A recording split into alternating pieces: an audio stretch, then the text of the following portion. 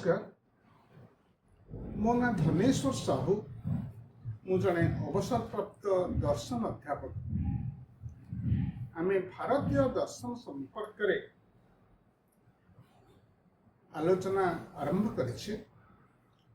गत आलोचना रे आम दर्शन कौन, दर्शनर विकास किपरि बौद्धिक जिज्ञासार आरंभ हला से संपर्क रे सूचना देथिले एवं आमे देखिथिले जे दर्शनर विकास बहु अतीतर होइछि।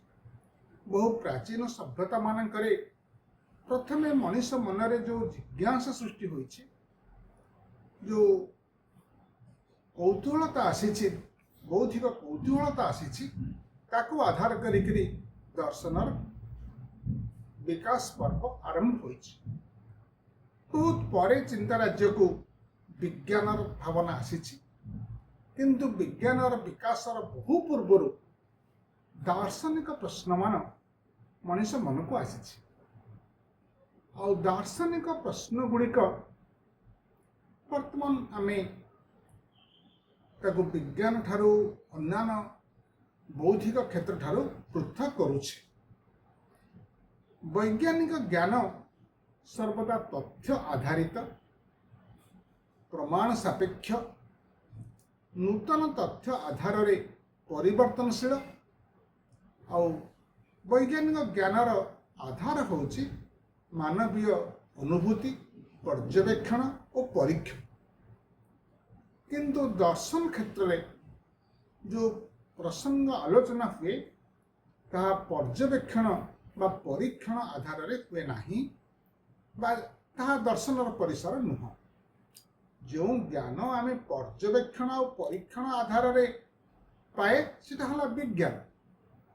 किंतु दर्शन होची गोटे तात्विक जिज्ञासा, जो क्षेत्र रे आमे प्रत्यय मानकर किसी अब्स्ट्रैक्ट कॉन्सेप्ट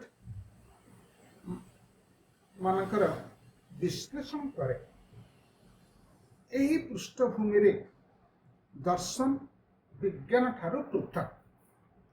दार्शनिक प्रसंग गुड़िक इतिहासर प्रसंग नुह। अतीत रे कौन घटिथिला, 2000 वर्ष तले पृथ्वी को देश रे किए शासन करुथिले, मनीषर सामाजिक जीवन की प्रकार थिला, केते युद्ध होउथिला, केबे केबे युद्ध होइछि सभ्यता रे, ए गुड़िक सब ऐतिहासिक प्रश्न। तेणु ऐतिहासिक प्रश्न दार्शनिक प्रसंग नुह। गाणितिक अध्ययन दार्शनिक प्रसंग नुह। तेणु दर्शन विज्ञान ठारू पृथक, इतिहास ठारू पृथक, गणित ठारू पृथक। और जेते सब सृजनशील अनुशीलन अच्छी, जेपरिक काव्य, कविता, उपन्यास, गल्प, ये सब ठारू मध्य दर्शनर परिसर भिन्न। तेणु दार्शनिक माने सर्वदा किसी मौलिक प्रश्न उठाई थांती। आमे गला थर आलोचना करुथिले जे दार्शनिक माने किपरि किसी मौलिक प्रश्नर अवतारणा करती। से पृष्ठभूमि रे आमे देखिथिले जे दर्शन रे एक तत्वमीमांसा गोटे मुख्य क्षेत्र। तत्वमीमांसा क्षेत्र रे प्रश्न उठे, ए विश्वर आदि सत्ता कौन, विश्वर मौलिक वस्तु कौन अच्छी, केउथुरु ए विशाल विश्व उद्भव होइछि। यही प्रश्न गुड़िक होउछि तत्वमीमांसार परिसरभुक्त। से भली दर्शनर आउ गोटे क्षेत्र होउछि ज्ञान मीमांसा।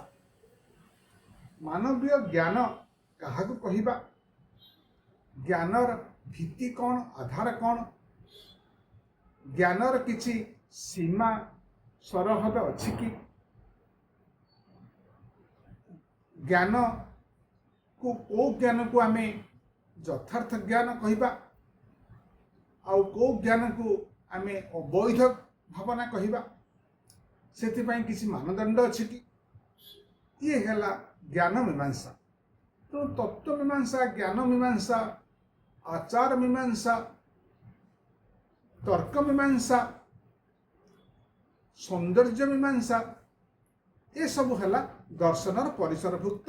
आउ यार अनुशीलन अध्ययन आमे केवल बौद्धिक स्तर में करा जाए। तेणु दार्शनिक प्रसंग मान प्रायतः अमूर्तीय जहाँ को आम अब्स्ट्राक्ट कहि पारिबा। एही प्रश्न उपरे दार्शनिक माने अनेक समय प्रश्न उठाई थांती, ये जगतर मौलिक सत्ता कौन, मौलिक वस्तु कौन। गोटे समय सभ्यतार विश्वास रही जे बहु देवी देवता अछंती, बहु अलौकिक शक्ति अच्छी, बहु ऐश्वर्य शक्ति अच्छी जो माने कि सबु किसी को नियंत्रण करुछंती। से प्राकृतिक व्यवस्था हो बा आम जीवन धारार व्यवस्था हो, सबु कथा को किसी ना किसी कहीं देवी देवता नियंत्रण करुछंती और जो माने होचंती बहु शक्तिशाली। यही विचार को आधार करी गोटे समय बहु देववाद, बहु ईश्वरवाद जहाँ को इंग्राजी रे पॉलीथेइज्म कहा जाए, से भावना सृष्टि होता। पुनश्च सभ्यतार अग्रगति धारा रे भावना आसला जे ना संभवतः ईश्वर एक ही व्यक्ति, ईश्वर जणे और से ईश्वर सबु किसी को नियंत्रण करती। से असीम ज्ञान, अनंत शक्ति, अमाप ऐश्वर्यर अधिकारी। ईश्वर होचंती सर्वज्ञ, सर्वशक्तिमान। पुणी ईश्वर को मध्य करुणामय बोली परिकल्पना करागला। तेणु सभ्यतार विकास धारा रे एकेश्वरवादर भावना आसीथिला। तापरे एकेश्वरवादर भावना आसवा पूर्व बहु ईश्वरवादर भावना रहिथिला और बहु ईश्वरवाद भावनारू एकेश्वरवादर भावना विकसित होइथिला। परवर्ती पर्याय मनुष्य मन को प्रश्न आसला दार्शनिक चिंतन प्रक्रिया दर्शन विकास धारा रे आमर जेते जेते ज्ञानर क्षेत्र अच्छी एभली कौनसी ज्ञानर मीमांसा अच्छी कि ज्ञानर पद्धति अच्छी कि जो पद्धति आधार रे आमे ईश्वरंकर अस्तित्व को जानी परिबा। ज्ञान उपरे जेतिकी जेतिकी चर्चा हला, जेतिकी जेतिकी मानवीय ज्ञानर आधार को विश्लेषण करागला, देखागला जे सेमिति कौनसी ज्ञान परिसर भितर आमे ईश्वर को व्याख्या करि परिबा नाही। तापरे सभ्यता विचारधारा रे क्रम विकास प्रक्रिया रे प्रश्न आसिला हम दुनिया रे आमे देखे जे नीति नैतिकता आदर्श मूल्यबोध किछि रहिछि आउ गोटे सुखप्रद जीवन पाई, सुखप्रद समाज पाई, गोष्ठी जीवन पाई नीति नैतिकता आदर्श मूल्यबोध ये सब रहिबा आवश्यक। यदि समाज रे कौनसी नीति नैतिकता आदर्श मानविकता संवेदनशीलता सत्यवादिता श्रृंखला ये सब रहिबा नहीं, समाज विपर्यस्त हो पड़िबा। तेबे से जुगरे जो विचार आसीथिला एई नीति न्याय नैतिकता आकु मनुष्य को किए शिक्षा देछि, सेतेबेले ଯେତେବେଳେ ଦେଖାଗଲା ଯେ ଏଭଳି କୌଣସି ଜ୍ଞାନର ଆଧାର ନାହିଁ ଯାହା ସାହାଯ୍ୟରେ ଈଶ୍ୱରଙ୍କ ଅସ୍ତିତ୍ୱକୁ ପ୍ରତିଷ୍ଠା କରିହେବ, ଆସ୍ତେ ଆସ୍ତେ ମଣିଷ ମନରେ ସନ୍ଦେହ ଆସିଲା। ସେଇଭଳି ଆମେ ଯେତେବେଳେ ଗୋଟେ ବିଶାଳ ଜଗତକୁ, ଏ ବିଶ୍ୱକୁ ପରିକଳ୍ପନା କରୁଛେ, ଜଗତକୁ ପରିକଳ୍ପନା କରିବା ପଶ୍ଚାତରେ କୌଣସି ଈଶ୍ୱରୀୟ ଭାବନା ଅବସମ୍ଭାବୀ କି? ବିନା ଈଶ୍ୱରରେ ଆମେ ଜଗତର ପରିକଳ୍ପନା କରିପାରିବା ନାହିଁ କି?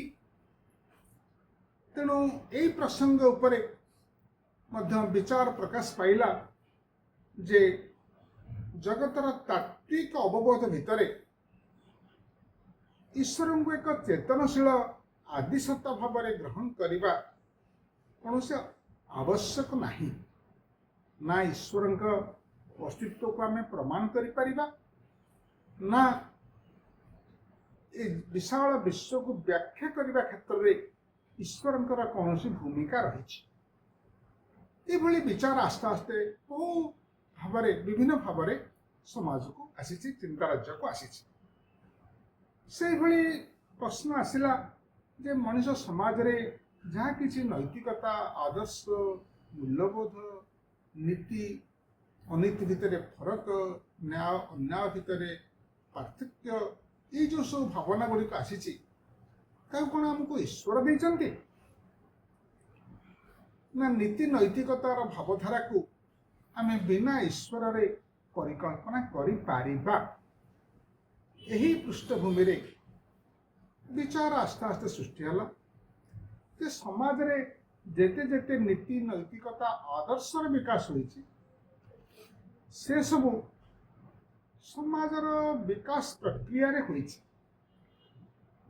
ସେସବୁ ଧୀରେ ଧୀରେ ସମାଜ ଯେତେବେଳେ ସୁବ୍ୟବସ୍ଥିତ ହୋଇଛି, ମଣିଷ ଅନୁଭୂତିରୁ ଶିଖିଛି ନୀତି କ'ଣ, ଅନୀତି କ'ଣ, ନ୍ୟାୟ କ'ଣ, ଅନ୍ୟାୟ କ'ଣ, ଭଲ କ'ଣ, ମନ୍ଦ କ'ଣ, এই ଭାବଧାରା ଗୁଡ଼ିକ ଆସ୍ତେ ଆସ୍ତେ ସମାଜରେ ବିକଶିତ ହୋଇଛି।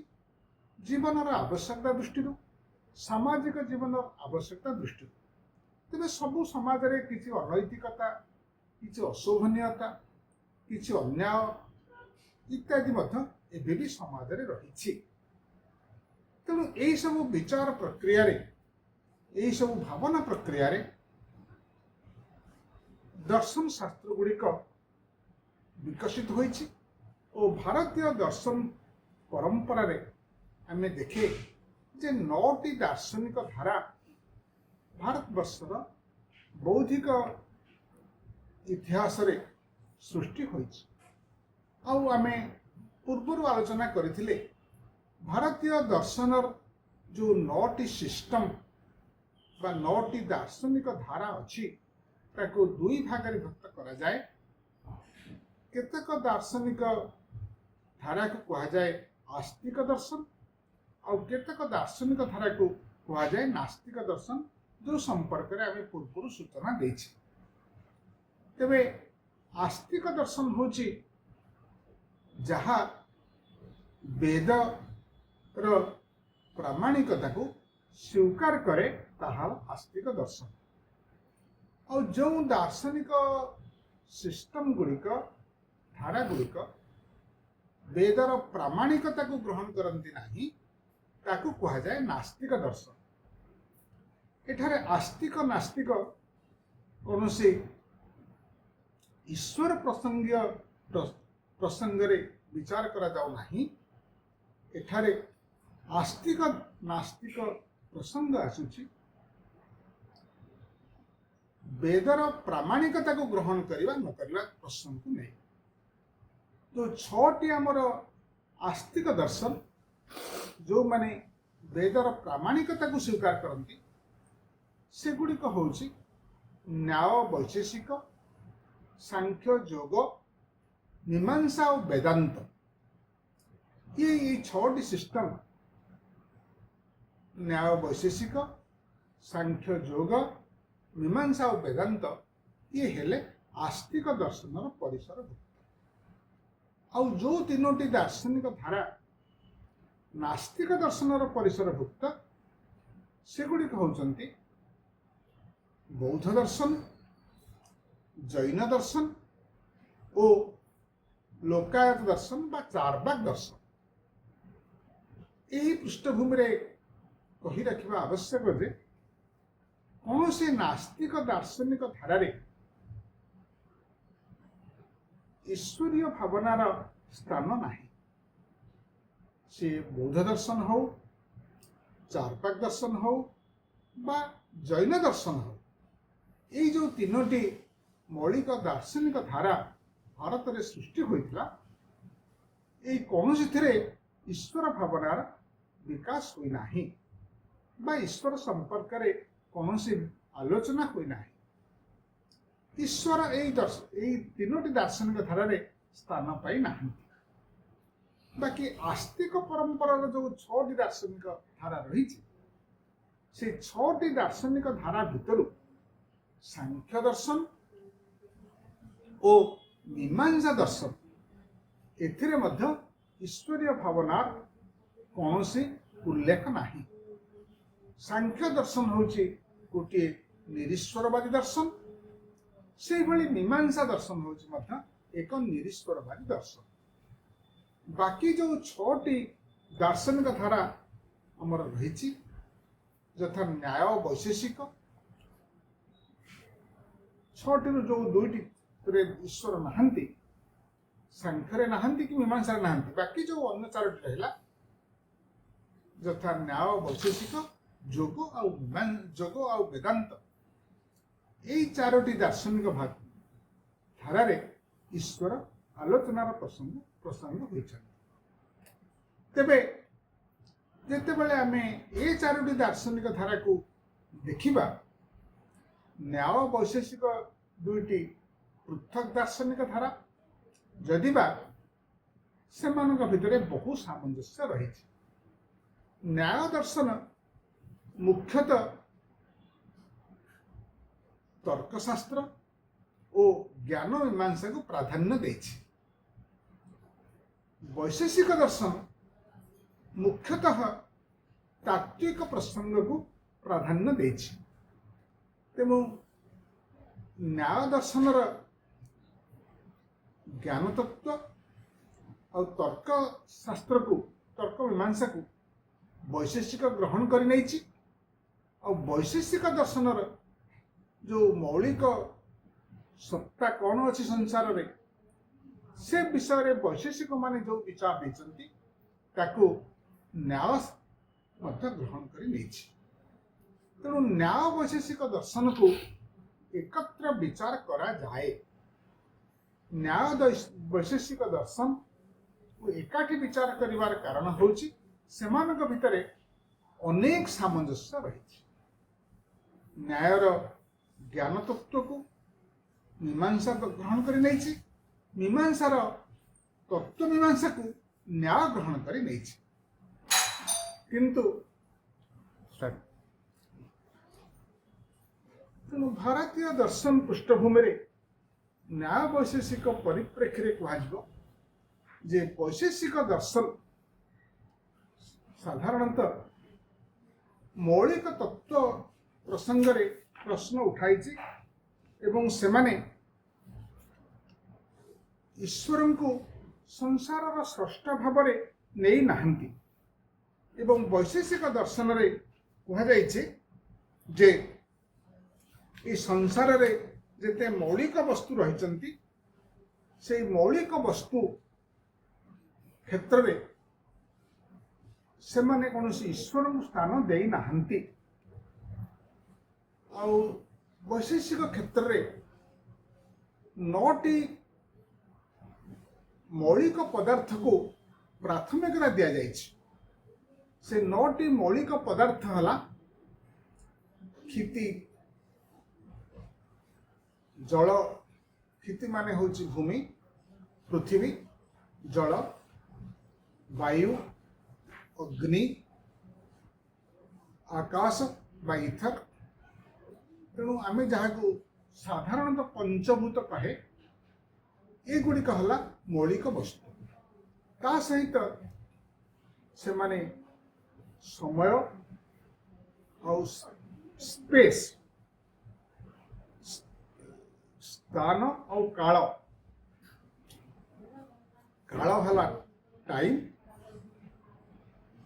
ଆଉ ସ୍ଥାନ ହେଲା ସ୍ପେସ୍ ଆକୁ ମଧ୍ୟ ପ୍ରାଧାନ୍ୟ ଦେଇଛନ୍ତି। ତା ସହିତ ଆତ୍ମାକୁ ମଧ୍ୟ ମୌଳିକ ସ୍ଥାନ ଦେଇଛନ୍ତି। ତେଣୁ ଏଇ ସବୁ ଯୋଉ ଏଇଥିରୁ ବିଶ୍ୱର ପରିକଳ୍ପନା ସେମାନେ କରିଛନ୍ତି ଆଉ ଏ କ୍ଷେତ୍ରରେ ଈଶ୍ୱରଙ୍କୁ ସ୍ଥାନ ଦେଇ ନାହାନ୍ତି। ତେଣୁ ନ୍ୟାୟ ବୈଶେଷିକ ଭାରତୀୟ ଦର୍ଶନର ଯୋଉ ଦୁଇଟି ଦାର୍ଶନିକ ଧାରା ସେଥିରେ ଯଦି ବା ଈଶ୍ୱରଙ୍କୁ ସ୍ୱୀକାର କରାଯାଇଛି ପରବର୍ତ୍ତୀ ପର୍ଯ୍ୟାୟରେ ତେବେ ସୃଷ୍ଟି ପ୍ରକ୍ରିୟାରେ ଈଶ୍ୱରଙ୍କର କୌଣସି ଭୂମିକା ନାହିଁ। ଆଉ ତାପରେ ଆସୁଛି ଯୋଗ ଆଉ ବେଦାନ୍ତ। ଯୋଗ ଦର୍ଶନକୁ ତାହାକୁ ଏତେ ପ୍ରାଧାନ୍ୟ ଦିଆଯାଏ ନାହିଁ ଦାର୍ଶନିକ ଦୃଷ୍ଟିକୋଣରୁ। ତାହା କେବଳ ଏକ ପ୍ରକ୍ରିୟା ଯୋଗ ଦର୍ଶନ ଯେ ସୁସ୍ଥ ଶରୀର ପାଇଁ ସୁସ୍ଥ ମନ ପାଇଁ କ'ଣ କ'ଣ ପ୍ରାକ୍ଟିସ୍ ରଖିବା ଦରକାର ଏଇ କଥାକୁ ଯୋଗ ଦର୍ଶନରେ ଗୁରୁତ୍ୱ ଦିଆଯାଇଛି। ଆଉ ଦାର୍ଶନିକ ତତ୍ତ୍ୱ ସମ୍ପର୍କରେ ତାହା ସେପରି ବିଶେଷ ଅବଦାନ ଦେଇନାହିଁ। ଆଉ ବେଦାନ୍ତ ଦର୍ଶନ ଯାହାକୁ କୁହାଯାଏ ସେ ବେଦାନ୍ତ ଦର୍ଶନର ବହୁ ଧାରା ରହିଛି। ଆଉ ବେଦାନ୍ତ ଦର୍ଶନରେ ସବୁଠାରୁ ପ୍ରଭାବଶାଳୀ ଦର୍ଶନ ହେଲା ଅଦ୍ୱୈତ ବେଦାନ୍ତ, ଯାହାର ପ୍ରତିଷ୍ଠାତା ଶଙ୍କରଙ୍କୁ ନିଆଯାଏ। ଶଙ୍କର ଯୋଉ ଅଦ୍ୱୈତ ବେଦାନ୍ତର ପରିକଳ୍ପନା କରିଛନ୍ତି ସେ ଅଦ୍ୱୈତ ବେଦାନ୍ତରେ ବ୍ରହ୍ମ ହେଉଛି ସର୍ବମୟ କର୍ତ୍ତା, କିନ୍ତୁ ବ୍ରହ୍ମ ଭାବନା ସହିତ ଏ ସଂସାରକୁ ଜଗତକୁ ସେ ଏକ ମାୟା ବୋଲି ଅଦ୍ୱୈତ ବେଦାନ୍ତରେ ପରିକଳ୍ପନା କରାଯାଇଛି। ସଂସାର ଜଗତ ହେଉଛି ଏକ ମାୟା। ଯେତେବେଳେ ବ୍ରହ୍ମର ବାସ୍ତବ ଜ୍ଞାନ ଆସିବ ସେତେବେଳେ ମାୟା ଦୂରୀଭୂତ ହୋଇଯିବ। ଅଜ୍ଞତାବଶତଃ ଆମେ ଜଗତକୁ ବାସ୍ତବ ବୋଲି ମନେ କରୁ, କିନ୍ତୁ ଯେତେବେଳେ ଆମର ବାସ୍ତବ ଜ୍ଞାନ ଆସିବ ସେତେବେଳେ ଜଗତର ଅସ୍ତିତ୍ୱ ହିଁ ରହିବ ନାହିଁ। ଜଗତ ଏକ ମାୟା। ତେଣୁ ଯଦି ବା ବ୍ରହ୍ମ ଭାବନା ଅଦ୍ୱୈତ ବେଦାନ୍ତରେ ଏକ ପ୍ରଧାନ ଭାବନା, ତେବେ ଜଗତକୁ ସୃଷ୍ଟି କରିବା ପ୍ରକ୍ରିୟାରେ ଅଦ୍ୱୈତ ବେଦାନ୍ତର ସେପରି କିଛି ଭୂମିକା ନାହିଁ। ତେବେ ବେଦାନ୍ତର ତ ଅନେକ ଧାରା ରହିଛି। ବିଶିଷ୍ଟ ଦ୍ୱୈତ ବେଦାନ୍ତର ଆଉ ଗୋଟିଏ ପ୍ରଭାବଶାଳୀ ଧାରା। ତାର ମୁଖ୍ୟ ହେଲେ ରାମାନୁଜାଚାର୍ଯ୍ୟ। ଆଚାର୍ଯ୍ୟ ରାମାନୁଜ କଳ୍ପନା କରିଛନ୍ତି ଯେ ଜଗତ ଈଶ୍ୱରଙ୍କ ଦ୍ୱାରା ସୃଷ୍ଟି ହୋଇଛି ଆଉ ସବୁ କିଛି ଈଶ୍ୱର ସୃଷ୍ଟ। ଈଶ୍ୱର ଆତ୍ମାମାନଙ୍କୁ ଓ ଜଳ ଜଗତକୁ ସୃଷ୍ଟି କରିଛନ୍ତି ଆଉ ପ୍ରଳୟରେ ଏସବୁ ଯାଇକି ଈଶ୍ୱରଙ୍କ ପାଖରେ ଲୀନ ହୋଇଯିବ। ସମସ୍ତ ଜୀବମାନେ ଈଶ୍ୱରଙ୍କ ଚେତନାରେ ଲୀନ ହେବେ, ସମସ୍ତ ବସ୍ତୁମାନେ ଈଶ୍ୱରଙ୍କ ଶରୀରରେ ଲୀନ ହେବେ। ଏଇଭଳି ଗୋଟିଏ ବିଚାର ରାମାନୁଜାଚାର୍ଯ୍ୟ ଦେଇଥିଲେ।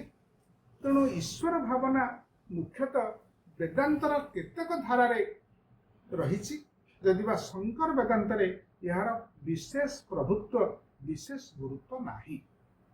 ତେଣୁ ମୋଟାମୋଟି ଭାବରେ ଦେଖିଲେ ଭାରତୀୟ ଦର୍ଶନର ଯୋଉ 9ଟି ଧାରା ରହିଛି, 9ଟି ଧାରା ଭିତରୁ 5ଟି ଧାରା ତ ସମ୍ପୂର୍ଣ୍ଣ ଭାବରେ ନିରୀଶ୍ୱରବାଦୀ ଦର୍ଶନ। ସେଥିରେ ଈଶ୍ୱରଙ୍କର କୌଣସି ସ୍ଥାନ ଭୂମିକା ବିଚାର ନାହିଁ। ବାକି ଯେଉଁ କ୍ଷେତ୍ରରେ ବି ଈଶ୍ୱରଙ୍କର ଭାବନା ରହିଛି ସେ କ୍ଷେତ୍ରରେ ଈଶ୍ୱର ବିଶେଷ ପ୍ରାଧାନ୍ୟ ନେଇ ନାହାନ୍ତି। ତେଣୁ ଭାରତୀୟ ଦର୍ଶନର ଯୋଉ 9ଟି भिन्न भिन्न धारा रही से पांचटी दार्शनिक धारा रे ईश्वर को कौन भूमिका नहीं, भूमिका दि जाए नहीं। बाकी जो चारोटी दार्शनिक धारा रही से क्षेत्र में ईश्वर भूमिका रही। आम पर्यायक्रमे भारतीय दर्शन रे किपरि निरीश्वरवादर धारा मध्य गोटे प्रभावशाली धारा से प्रसंग रे आलोचना करिबा। तेणु आम देखिबा जे भारतीय दर्शन विषय रे लोक जहाँ गोटे साधारण परसेप्शन थाए जे ईश्वर, अलौकिकता, चमत्कारिता ये सब कथा भारतीय दर्शन सहित आध्यात्मिक जड़ित ताहा सेते सत्य नुह। भारतीय दर्शन रे मध्य गोटे बौद्धिक वातावरण थिला जो थे दार्शनिक माने भिन्न भिन्न दिगरे निजर मौलिक विचार, मौलिक चिंता व्यक्त करुथिले एवं सेथिरे केतक ईश्वर को ग्रहण करुथिले आउ केतक दार्शनिक ईश्वर को ग्रहण करू नथिले। तेणु भारतीय दर्शन रे दुईटी पृथक धारा